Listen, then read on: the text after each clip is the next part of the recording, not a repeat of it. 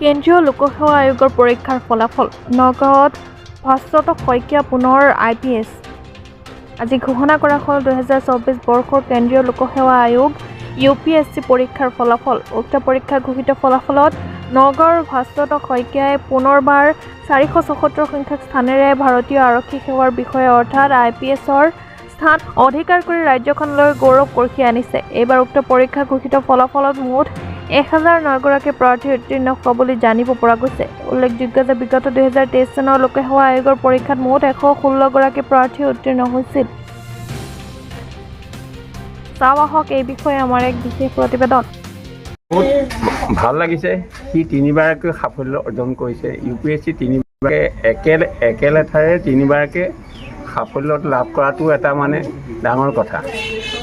তাৰোপৰি সি মানে সৰুৰে পৰা তাৰ যিটো একাগ্ৰতা, সেই একাগ্ৰতাটো দেখি পেলাই আমি বিশ্বাস কৰোঁ যে সি কিবা এটা ভৱিষ্যতে কিবা এটা কৰিব, আৰু তেনেকুৱাতে কৰি গৈ আছে বাৰু, সেইটোৱে কথা।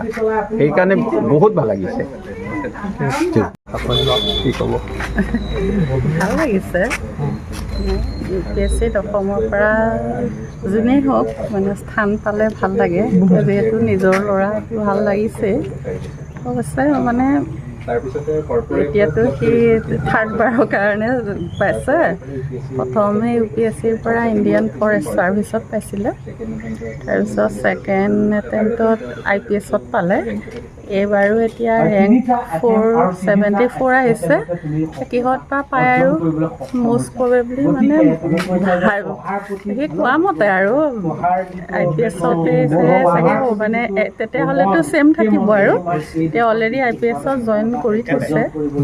এতিয়া জইন কৰি এবছৰ ছুটি লৈ আহি গ'ল, আৰু এতিয়া পিছত ট্ৰেইনিংটো কণ্টিনিউ কৰিব আৰু ছুটি শেষ হ'লে। মানে যদি ISৰ ফালে হৈ যায়তো ISৰ ফালে আহিলে হয় চাগে, এতিয়া নহ'লেতো IPS কণ্টিনিউ কৰিব আৰু।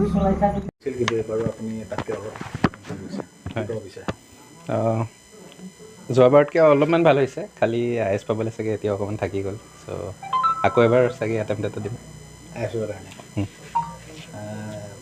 যোৱাবাৰ কিমান আছিলে, এইবাৰ কিমান আছে? যোৱাবাৰ 552, এবাৰ 474।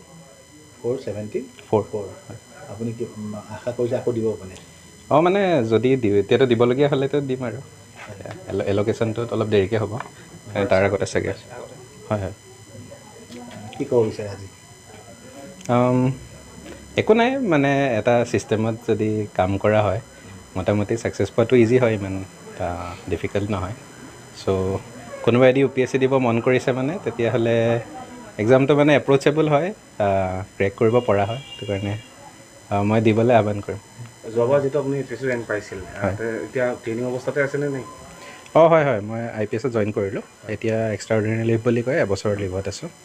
তাৰপিছত আকৌ চাগে যাব লাগিব জইন কৰিবলৈ। এইবাৰ এতিয়া কোনটোত, এইবাৰতো আপুনি মানে জইন কৰিব নে আগত থাকিব? এইবাৰতোত মই অকল ISয়ে দিয়া আছিলে প্ৰেফাৰেঞ্চত।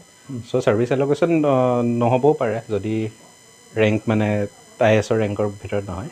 পাই যাব পাৰে। মানে সেইটোতো নাজানো এতিয়া, এল'কেশ্যন হোৱাৰ আগতে ক'বলৈ বহুত টান হয়। খালি পুৰণা ট্ৰেণ্ড মতে চালেতো পোৱাৰ চান্সেছ কম আছে। আৰু এতিয়াও মই মানে ভবা নাই দিওঁ নে নিদিওঁ মানে নেক্সট এটেম্পটো। চ' চাই লওঁ, যদি এইকেইদিনৰ ভিতৰতে মন বনোৱা হয় আকৌ দিবলৈ, খালি দি দিম আৰু। মনটো বান্ধি আছে? মানে নাই, আজিতো একো ভবা নাই, আজিতো ঠিকে আছে বাৰু। মানে IS পৰ্যায়লৈ হৈ বিচাৰিছে? তেনেকুৱা আছিলে আগতে, এতিয়া আকৌ ৰিজাল্টৰ পিছত আকৌ ভাবিব লাগিব, কাৰণ প্ৰিপেয়াৰ কৰিলে এটা ফেটিক এটাও আহে এটা সময়ত। এতিয়াতো আপোনাৰ এইটো থাৰ্ড এটেম্পট আছিলে। তাৰপিছত এতিয়া চাওঁ, যদি মানে ভিতৰৰ পৰা যদি আহে ইচ্ছা শক্তিটো তেতিয়াহ'লে কৰিম আকৌ প্ৰিপেয়াৰেশ্যন। ঠিক আছে।